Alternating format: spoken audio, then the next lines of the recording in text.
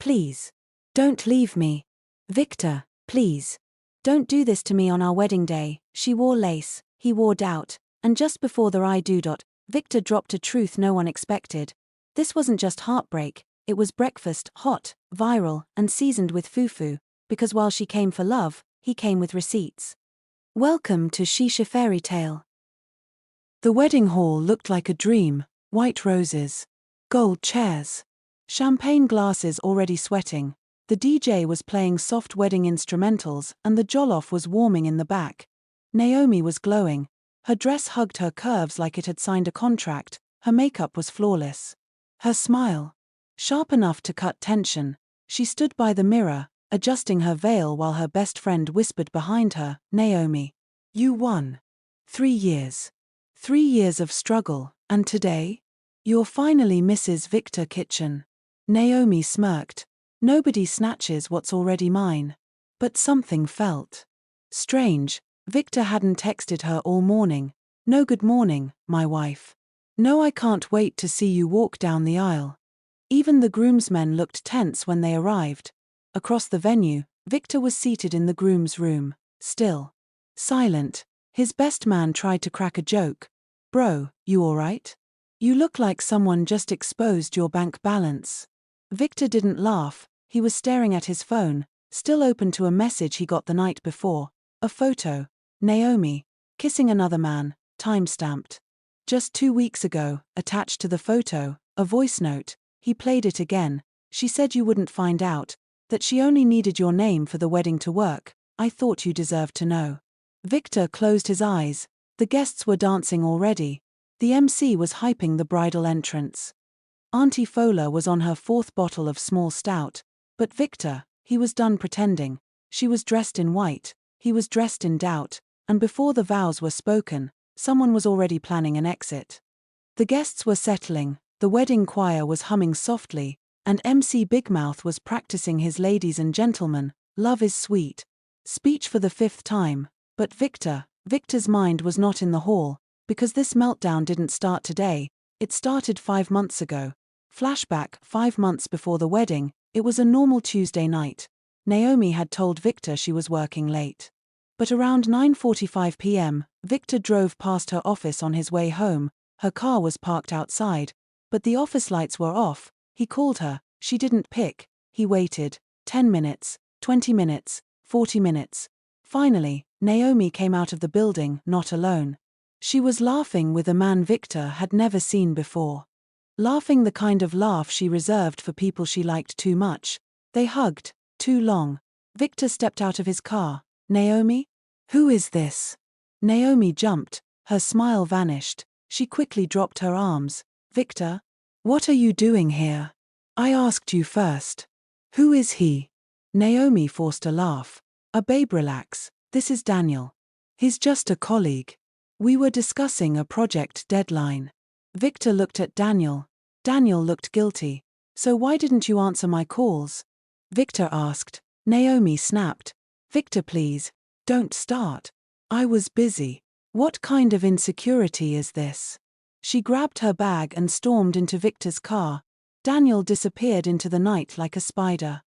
Victor didn't speak for the whole drive home. Something was off, very off, but he didn't want to believe it. 1 month later, the lies grow legs. Victor started noticing more. Naomi suddenly guarding her phone like a newborn baby, her telling him my battery died more often, her staying online on WhatsApp till 2 a.m., her deleting her call history, her silently going outside to take work calls. Every time he asked, "Naomi, what's going on?" she always said the same thing: "Babe, stop acting paranoid. You're ruining this relationship." He apologized every time, even when his instincts screamed not to. 2 weeks to the wedding, the first crack, Victor overheard Naomi late at night whispering, "Baby, please. After the wedding. I promise. Just be patient." He confronted her the next morning. "Who were you calling baby yesterday?" Naomi didn't blink. "My cousin. He just broke up with his girlfriend." Victor didn't believe it, but he didn't fight, he just watched, and waited. The night before the wedding, the bombshell, at 1:14 a.m., Victor's phone buzzed. A message from an unknown number, photo, Naomi kissing a man beside her car, Timestamp. 2 weeks ago. Voice note, she told me she ended things. But she didn't. She said she's only marrying you for stability. I thought you should know. Victor listened to the voice note 8 times. He didn't sleep, not for a second. He sat on the edge of his bed, thinking. He said to himself, I was right. I saw the signs earlier, but he was still heartbroken. The laughter, the late nights, the cousin. The lies buried under makeup and kisses. By morning, he wasn't heartbroken anymore. He was ready to expose everything Naomi hid under her wedding gown. He didn't walk into that wedding blind, he walked in prepared. And when the altar moment came, he wasn't saying I do, he was saying I'm done. The choir hummed softly, the guests were settled, the flower girls were steadily eating the extra sweets in their baskets. Everyone assumed this wedding would be perfect. Everyone except Victor. He walked to the altar slowly, jaw tight, eyes fixed on Naomi like he was looking at a stranger. Naomi, unaware of the storm coming, flashed the brightest smile she had. She squeezed his hand. Victor didn't squeeze back. The pastor opened his book, cleared his throat, smiled politely. We are gathered here today to join Victor and Naomi in holy. Victor raised his hand. The pastor blinked, confused. MC Bigmouth almost dropped his microphone. A hush fell over the hall. Victor, the pastor tried again. Do you take Naomi to be your lawfully? Victor inhaled, exhaled, then dropped the bomb. Naomi. I can't do this. Gasps filled the hall. Naomi's smile froze. Victor, what are you doing? Victor continued, louder. I can't marry someone who eats fufu morning, afternoon, night, even midnight, and somehow still farts while chewing. The hall erupted. Auntie Fola, Jesus wept. Fart while chewing? Guests, ha. On her wedding day. Omu. Naomi snapped. Victor, are you okay? So I eat and what? Are you a saint? Aren't you the same man sneaking into the kitchen at 2 a.m. to steal my soup? You think I don't see the meat disappearing too? You this spiritual meat thief. Some guests laughed, others screamed. The choir mistress covered her mouth. A child started crying. MC Bigmouth grabbed his mic. Please. Everybody calm down. Love is patient. Love is kind. Love is. Victor cut him off. Love. With her. The woman who disappeared with a colleague 5 months ago. The woman who called another man baby at 1 a.m. The woman who denied everything even when I caught her hugging him. Naomi's eyes widened. Victor, stop. Don't embarrass me. Let's talk later. Victor shook his head. Later? No. We talk now. In front of your guests. In front of your family. In front of God. The hall went silent. You could hear the wedding cake sweating. Victor pulled out his phone. Naomi deleted the voice note, but she forgot that technology has backup. Naomi stepped forward. Victor, don't you dare. Victor pressed play. Voice note played loudly through the speakers. Victor's soft. I'll marry him, but my heart is still with you. Just be patient till after the honeymoon. He won't suspect anything. The entire hall screamed. Naomi dropped her bouquet. Auntie Fola fainted instantly. The groomsmen hid their faces. The bridesmaids stepped away from Naomi like she had Ebola. MC Bigmouth whispered into the mic. Let's take a break, for rice and reflection. Victor stared at Naomi one last time. I'm done. He placed the microphone down gently, turned around, and walked out while the cameraman followed him like it was a Netflix documentary. It wasn't the vows that broke them, it was the lies, and the fufu, mostly the lies. Victor was gone. The wedding was officially over. The guests, still frozen in their seats, too stunned to stand. Or too petty to leave. Naomi stood at the altar, breath shaking, mascara ruined, bouquet already on the floor. The band quietly packed up their equipment. The pastor whispered, Holy Ghost, take control. MC Bigmouth was still holding the mic, but saying nothing. For once, just then, the back doors opened. A woman walked in, tall, calm, wearing a flowing pink dress, in her arms a small child. No older than 4, every head turned. Who is she? Naomi blinked, squinted, her face fell like thunder. Maureen? Victor's cousin recognized her instantly. Isn't that the woman Naomi told everyone to stop inviting? She walked straight to the front of the hall, didn't look left or right, stood exactly where Victor stood just minutes ago. The child peeked out at Naomi. Then the woman spoke. You didn't tell him. Did you? Naomi froze. The guests leaned in. Didn't tell him what? Someone whispered. The woman raised her voice slightly. That you were sleeping with my husband 7 months before you got engaged. That you said it was nothing serious and that Victor was just a better financial option. Gasps. You told me you'd ended it. You swore it was over. But you were still texting him during your introduction. I have screenshots. I have timestamps. And I have a memory like a digital recorder. Naomi tried to respond, but her lips betrayed her. The child in the woman's arms looked up and said, Auntie Naomi? Naomi turned pale. Auntie Fola, somewhere in the crowd, muttered, I said it. I said it. She's a Jezebel.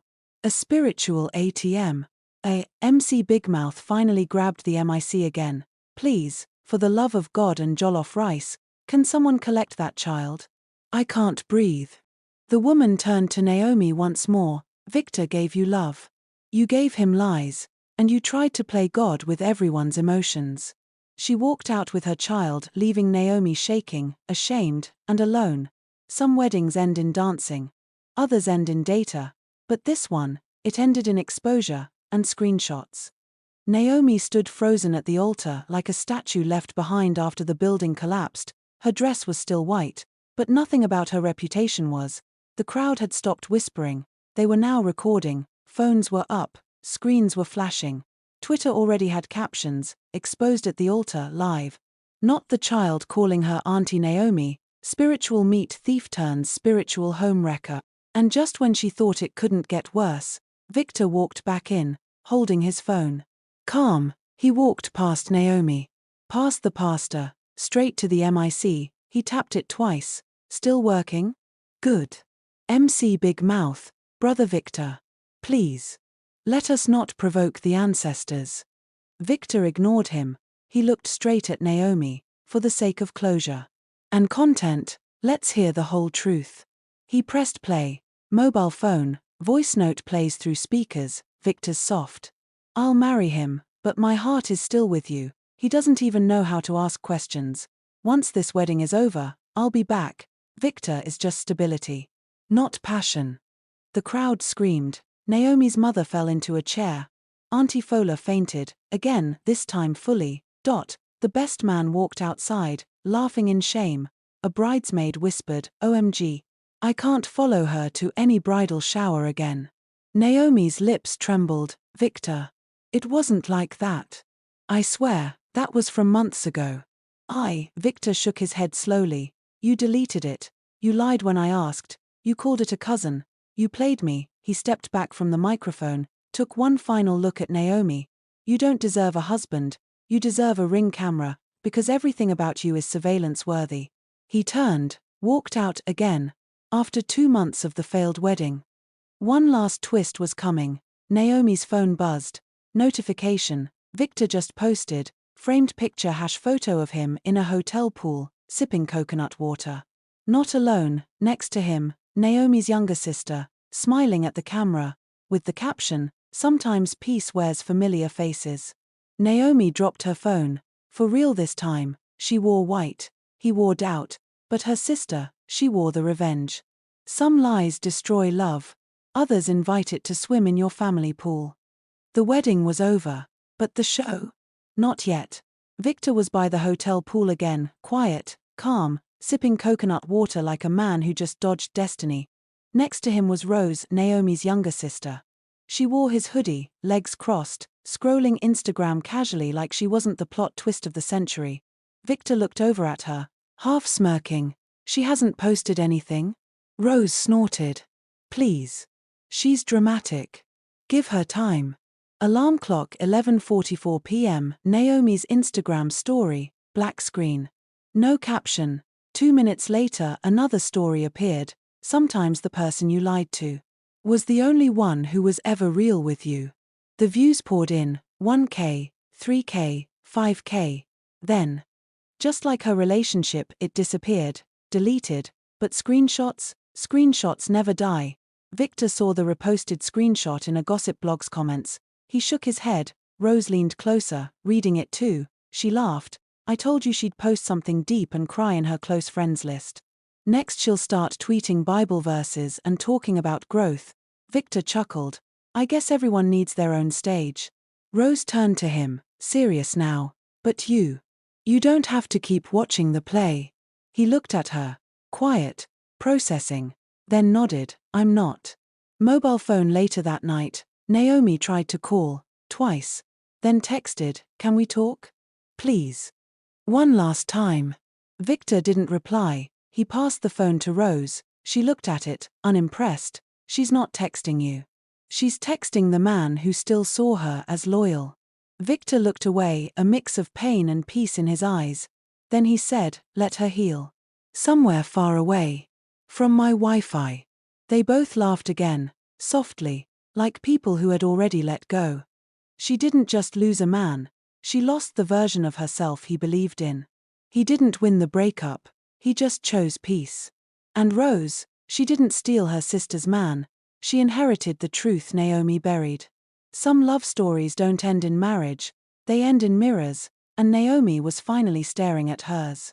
If this story touched you, don't stop here. Like, share, and subscribe to ChichiFairytales. More mysteries, more lessons, and more truth are waiting for you.